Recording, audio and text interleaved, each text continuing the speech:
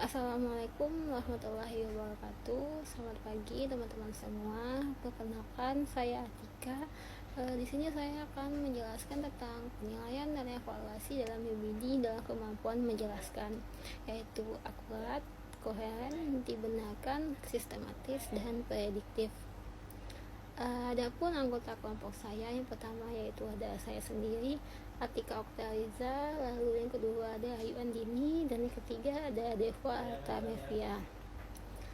Menurut Ria Yulia dan Sutamin tahun 2019, kriteria dalam aspek menjelaskan UBD yang pertama ada akurat, lalu yang kedua ada koheren, yang ketiga ada dibenarkan, yang keempat sistematis, dan yang kelima prediktif.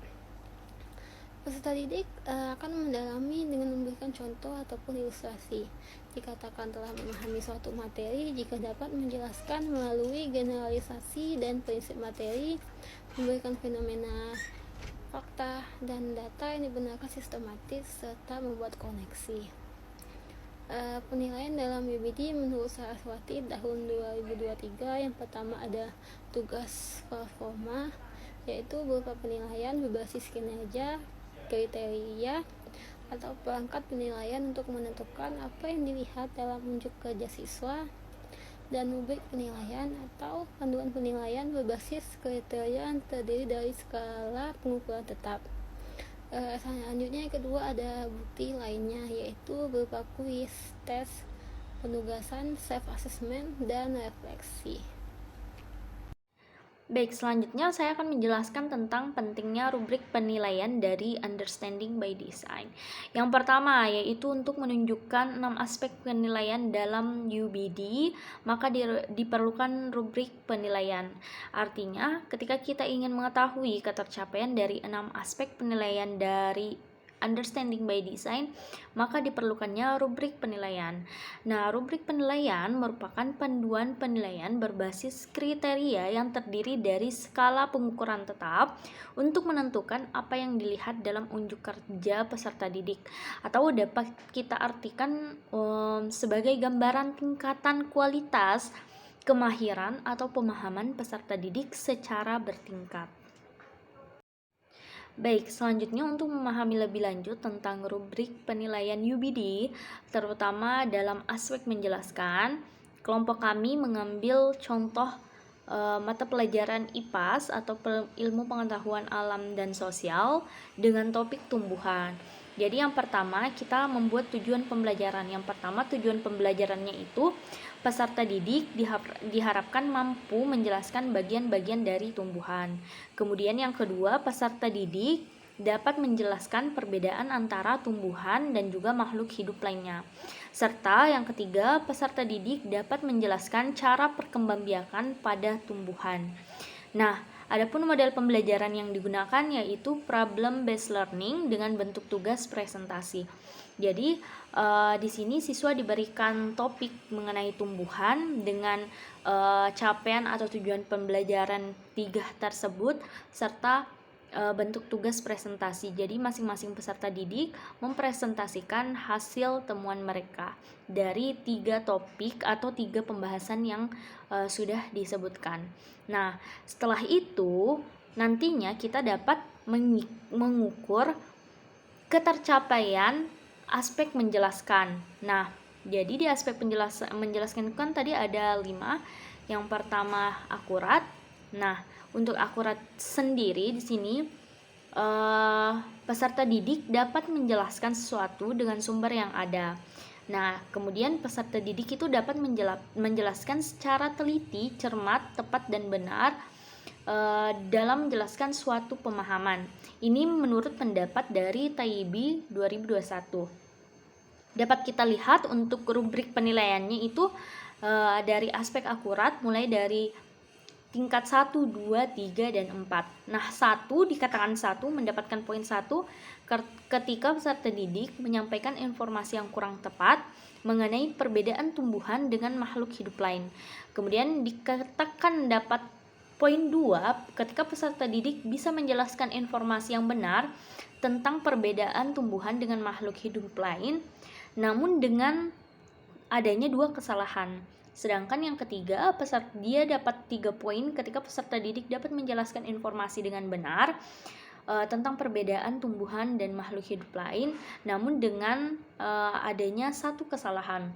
Sedangkan jika dia mendapatkan poin 4 ketika peserta didik dapat menjelaskan informasi yang benar tentang perbedaan tumbuhan dengan makhluk hidup lain tanpa adanya kesalahan sama sekali.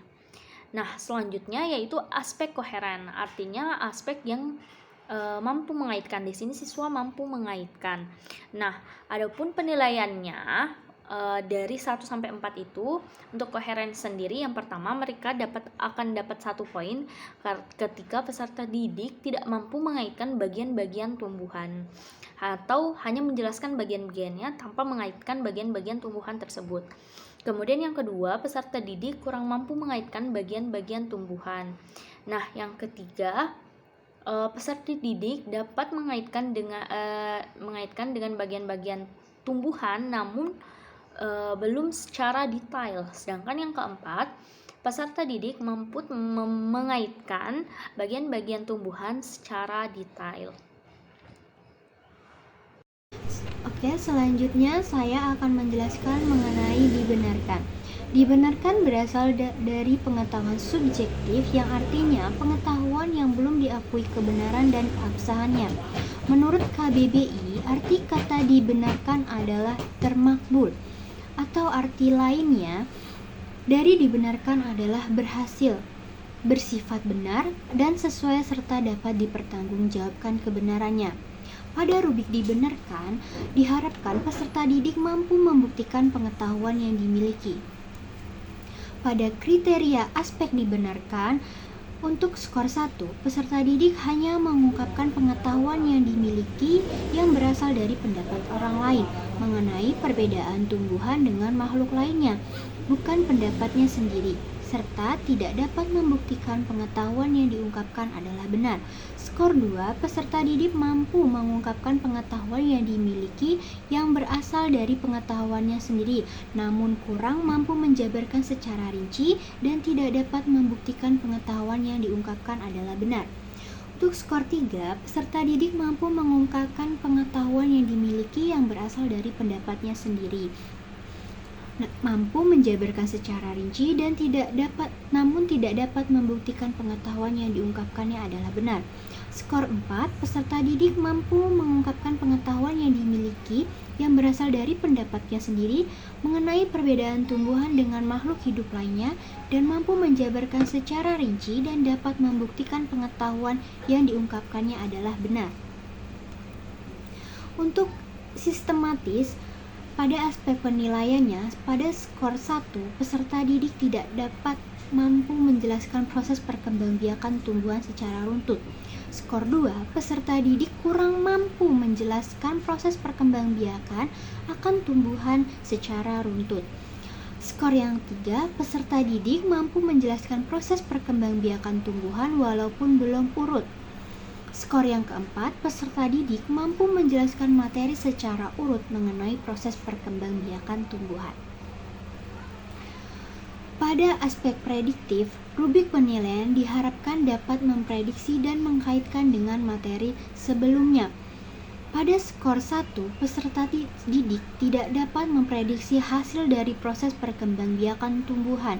Skor 2, peserta didik kurang tepat dalam memprediksi hasil dari proses perkembangbiakan tumbuhan dengan benar dan tidak dapat mengkaitkan dengan konsep sebelumnya. Skor 3, peserta didik mampu memprediksi hasil dari proses perkembangbiakan akan tumbuhan dengan benar, tetapi tidak dapat mengkaitkan dengan konsep sebelumnya. Skor yang keempat, peserta didik dapat memprediksi hasil dari proses perkembangbiakan tumbuhan dengan konsep dan mengkaitkan dengan konsep sebelumnya. Sekian presentasi dari kelompok kami. Terima kasih.